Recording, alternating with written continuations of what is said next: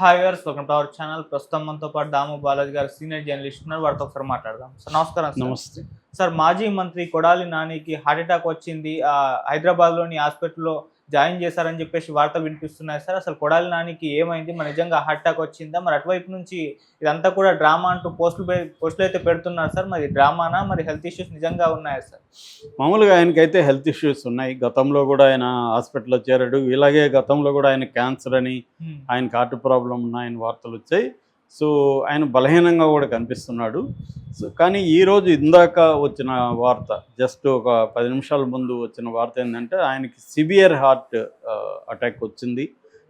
ఇక్కడ ఏఐజీ హాస్పిటల్లో ఆయన్ని చేర్చారు అన్న వార్త అయితే అనఫిషియల్గా న్యూస్ ఛానల్కి వచ్చింది. బట్ అఫిషియల్గా బంధువులు కానీ వాళ్ళు ఎవరు కూడా న్యూస్ అయితే రిలీజ్ చేయలేదు. అయితే పెద్ద ఎత్తున ఆయన అభిమానులు హాస్పిటల్ చుట్టూ చేరుతున్నారన్న వార్తలు వస్తున్నాయి. రెండో వార్త ఏంటంటే ఆయన ఇప్పుడు అరెస్ట్ చేయబోతున్నారని అని ప్రిపేర్ అవుతున్నారని ఆయనకి కొన్ని వర్గాల ద్వారా, అధికారిక వర్గాల ద్వారా లీక్ అయింది వార్త. అందుకనే ఈ డ్రామా ఆడుతున్నాడు అని తెలుగుదేశం సోషల్ మీడియాలో పోస్టులు పెట్టారు.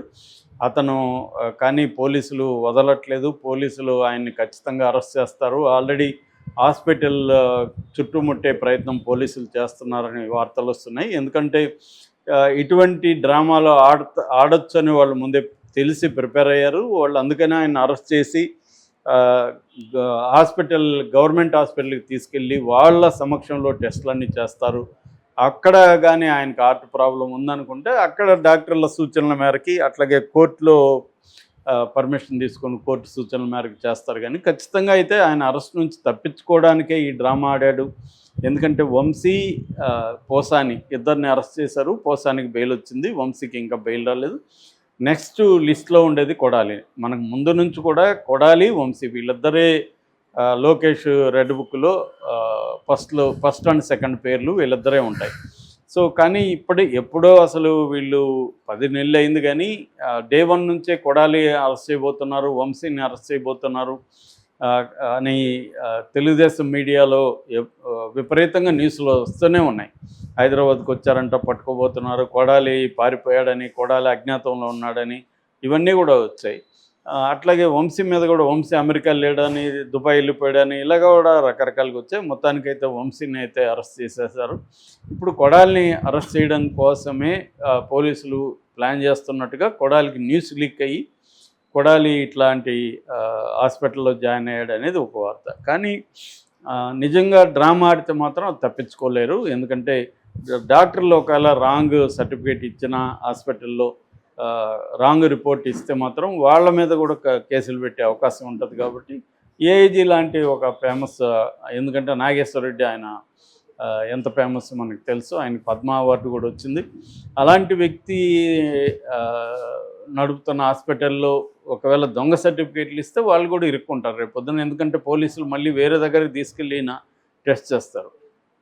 కాబట్టి వీళ్ళు చెప్తున్నది ఏమంటే డ్రామా ఆడాల్సిన అవసరం లేదు, ఆయనకు తెలుసు అరెస్ట్ అవుతామని, దానికి రెడీగానే ఉన్నారు ఆయన. కానీ నిజంగానే ఆయనకి హెల్త్ ఇష్యూస్ ఉన్నాయి. అందుకనే అది ఈరోజు నిజంగానే వచ్చింది ఆయనకి సివియర్గా. కాబట్టి ఇక్కడ ఇందులో డ్రామా ఏమీ లేదు. పోలీసులు వచ్చినా కూడా డాక్టర్లతో కన్సల్ట్ అవ్వచ్చు, డాక్టర్లు చూపిస్తారు. వాళ్ళు ఆ రిపోర్ట్స్ని వేరే దగ్గర కూడా తీసుకెళ్ళి చూపించవచ్చు. అట్లా ఒక రిపీటెడ్ హాస్పిటల్ తప్పుడు సర్టిఫికేట్లు, తప్పుడు టెస్ట్ రిపోర్ట్లు అయితే ఇవ్వరు అనేది అంటున్నారు. సో ఏదేమైనా ఆందోళన వ్యక్తం చేస్తున్నట్టుగా వాళ్ళ బంధువులు వాళ్ళందరూ తెలుస్తుంది. అభిమానులు కూడా పెద్ద ఎత్తున వెళ్తున్నారని తెలుస్తుంది. మనకు తెలుసు కొడాలి నాని ఒకప్పుడు తెలుగుదేశంలో ఉన్నాడు.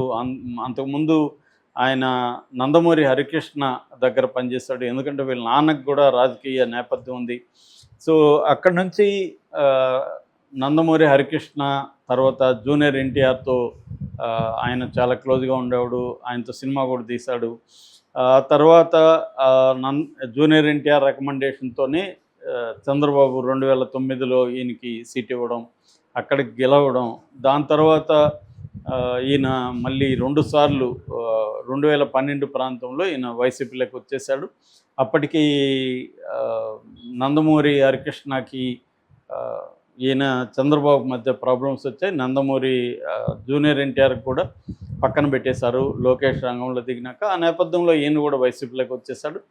అక్కడి నుంచి ఈయన తను రావడమే కాకుండా వల్లభనేని వంశీని కూడా పట్టుకొచ్చాడు. అక్కడ నుంచి ఏంటంటే చాలా తీవ్రంగా ఇతను మాట్లాడడం, చంద్రబాబుని, లోకేష్ని, పవన్ కళ్యాణ్ని, అట్లాగే వాళ్ళ ఫ్యామిలీస్ని కూడా దారుణంగా మాట్లాడడం. ఆయన ఏంటంటే అసలు చంద్రబాబు స్థాయి వ్యక్తిని కూడా వాడు వీడేనే మాట్లాడడం, ఇంకా దారుణంగా బాలకృష్ణ అని ఇలాగా ఎవరిని విడిచిపెట్టకుండా అతి దారుణంగా భాష వాడడం.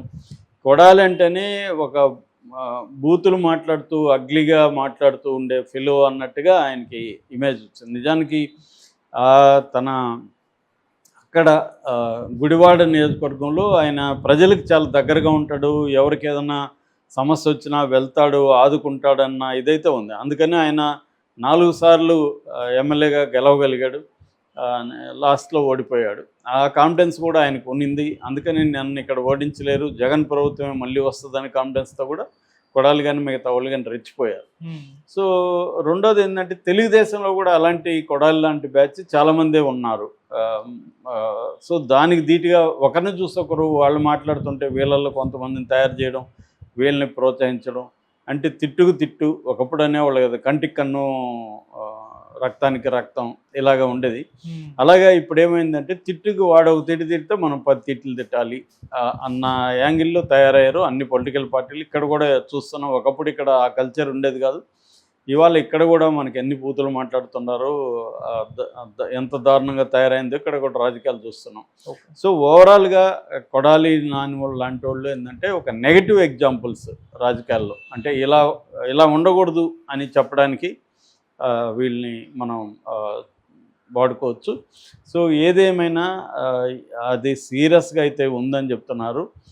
మరి వదిలేస్తారా సీరియస్గా ఉందని పోలీసులు, లేదు ఆయన అరెస్ట్ చేసి తీసుకెళ్ళి వేరే హాస్పిటల్, గవర్నమెంట్ హాస్పిటల్లో కానీ లేకపోతే వాళ్ళ ఆధ్వర్యంలో కొంత ప్రైవేట్ హాస్పిటల్లో, ఒక్కొక్కసారి కోర్టు కొన్ని ప్రైవేట్ హాస్పిటల్లో టెస్ట్ చేయమని చెప్తుంది. ఎందుకంటే సీరియస్ హార్ట్ ఇష్యూస్ ఉన్నప్పుడు government hospital may not be equipped with such kind of thing అనమాట. సో అట్లాంటప్పుడు కోర్టు అనుమతితో కూడా వాళ్ళని పెట్టే అవకాశం ఉంది. ప్రస్తుతానికైతే ఏఐజీ డాక్టర్లు ఇచ్చే దీని బేస్ చేసుకొని ఆయన పరిస్థితి ఉంటుంది. ఒకవేళ ఆయన ఆరోగ్యం కొద్దిగా మెరుగుపడితే పడిందని డాక్టర్లు సర్టిఫికేట్ ఇస్తే మాత్రం ఖచ్చితంగా ఆయన అరెస్ట్ చేసి తీసుకెళ్ళే అవకాశాలు కనబడుతున్నాయి. లేదు నిజంగానే ఆయనకి సీరియస్గా ఉంటే మాత్రం అది ఆందోళనకరమే. సో వీళ్ళ పరిస్థితి చూస్తే అంటే బంధువులు కానీ